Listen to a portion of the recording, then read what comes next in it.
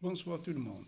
C'est vraiment en faisant quelques exercices avec mes élèves, mes enfants.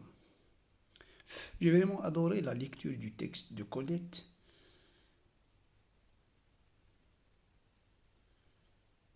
J'ai oublié de leur expliquer cette illustration de cette jeune petite fille qui s'appelle qui prend le prénom de Fleur du désert. Fleur du désert. En rentrant à Boussaada, à l'heure du coucher du soleil, nous avions remarqué une petite fille assise contre un mur d'argile. Elle pouvait avoir 5 ans et resplendissait de coquetterie. Des khalkhals d'argent entouraient ses chevilles de biche. Elle avait aussi de grands sourcils, une bouche charnue qui laissait voir des dents très blanches et très petites. Sa peau d'un jaune clair mêlé de rose portait de très jolis tatouages bleus. Fleur du désert, c'est ainsi qu'on l'appelait. Nous a offert un sourire franc, mêlé de joie, de tristesse et de bonté, et me tendit une rose des sables. Saha, sur ce remerciement, la petite fille bondit comme une gazelle et courut dans un nuage de poussière ensoleillée. Texte de Colette. Quelle personne est décrite dans ce texte? Quel âge avait-elle? Comment l'appelait-on? Relève les traits caractérisant la fillette. Vraiment un très beau texte à lire. Oui, je l'ai relu 2 fois, 3 fois aux élèves. Et j'adore le relire. Fleur du désert.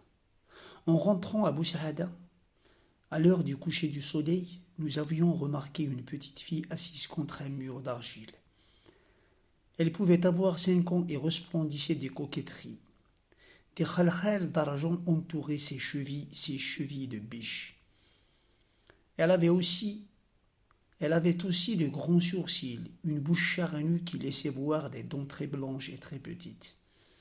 Sa peau d'un jaune clair mêlé de rose portait de très jolis tatouages bleus. Fleur du désert, c'est ainsi qu'on l'appelait. Nous a offert un sourire franc, mêlé de joie, de tristesse et de bonté. Surtout cette phrase, mêlée de joie, de tristesse et de bonté. Elle me tendit une rose des sables. Saha, sur ce remerciement, la petite fille bondit comme une gazelle et courut dans un nuage de poussière ensoleillée. Vraiment, un très joli texte à lire. Sont rares les textes qui est proposé. Fadma Aïssa Mansour Amrouche, Histoire de ma vie. Ce dont j'ai gardé le meilleur souvenir, c'est le ruisseau. Mon ruisseau, c'était mon refuge. Sa source affleurait un peu plus haut dans le rocher. Sur les bords de ce ruisseau avaient poussé des peupliers très hauts, couverts de treilles dont les grappes de raisin dorés pendaient au-dessus de l'eau. Ces grappes ne mûrissent qu'en novembre.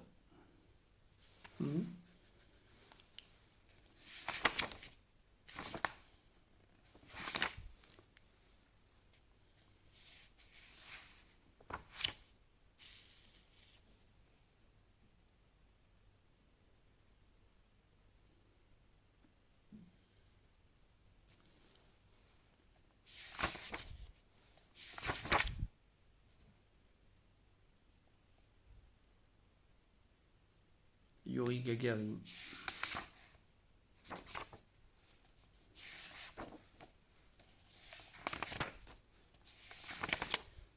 Oscar Niemyar, un monstre sacré de l'architecture.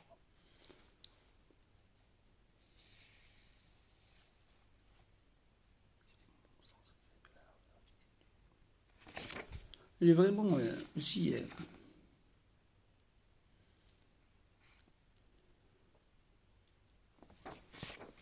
si je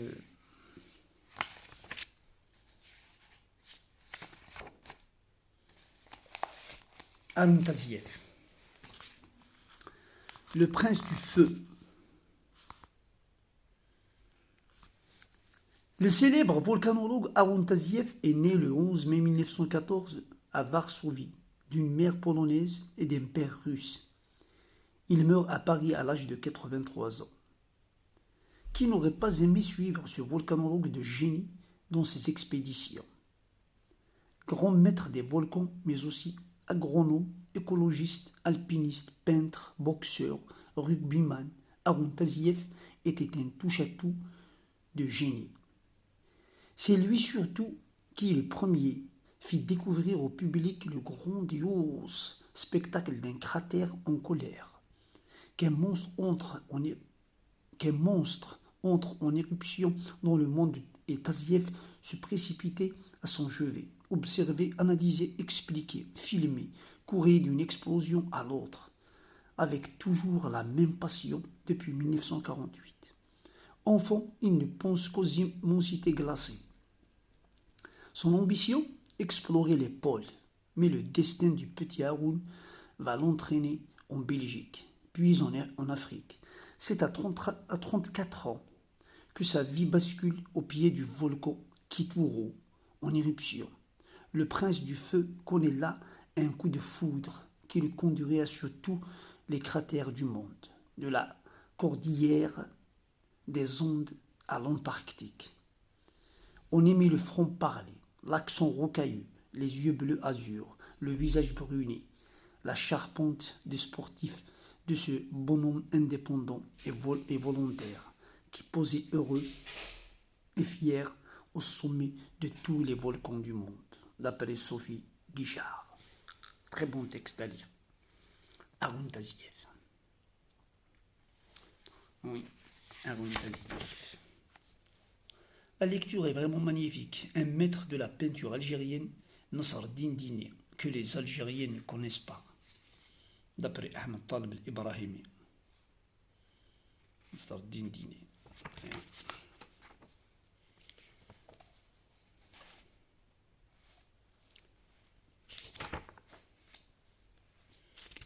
Moulid Pharaon. Angela Blanche.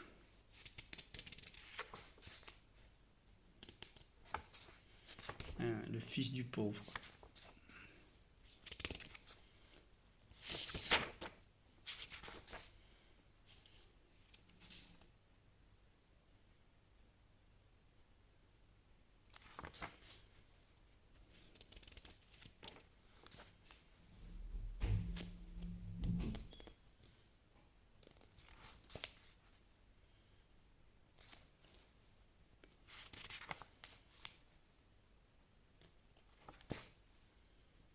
L'imzad. Vous connaissez l'imzad? L'imzad. C'est un instrument musical du Sahara algérien. Les Touaregs, je crois.